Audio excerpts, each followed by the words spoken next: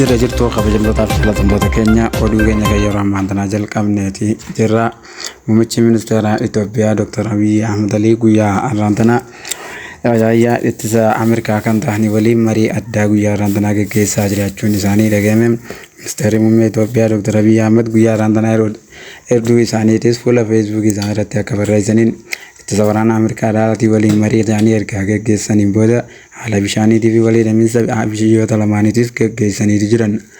Haaluma kanaatiinis waliigaltee ammaan duraa Fairness irrattis jajjabeessuu fi akkasuma biyyoonni lameen gara misoomaa irrattis wal gargaaruudhaaf akkaaniif jajjabaa ibsachaa jiraachuu dubbatan.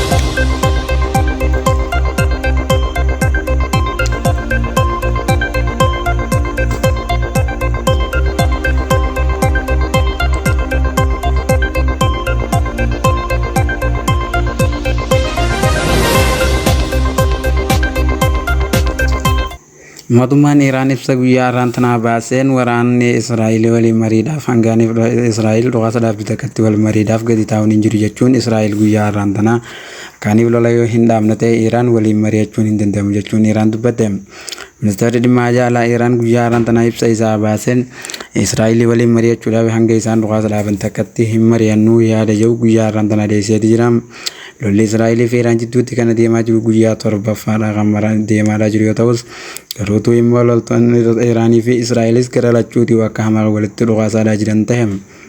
Dhukaasa isaanii kanaanis magaalonni adda addaa kan barbadaa'anii turan garuutuu immoo Israa'el akkaan hammaa Iraan irra akkaaniif Iraan isaan irra jabaatte wayita harkanitti mootummoota adila addunyaatti akka iyyataniitu mul'ata. Mootummoonni addunyaadhaa martinuu immoo garuutuu mootummaan Israa'el qalaxaa akkaaniif keessa jiru erga beekaniif mootummaa Iraanii waliin akkaaniif dhaabbatan kan himan hedduudhaatu ture. Garuutuu immoo mootummaan Iraan guyyaa kaleessaa mooraa nikuleeraa Israa'el kan barbadeeffame jechuudhaan dubbachaa turan garuutuu immoo mootummaan Israa'el kun sobaa jechuudhaan sobeeti jira. Gamoowwan hedduun kan shidaman yoo ta'u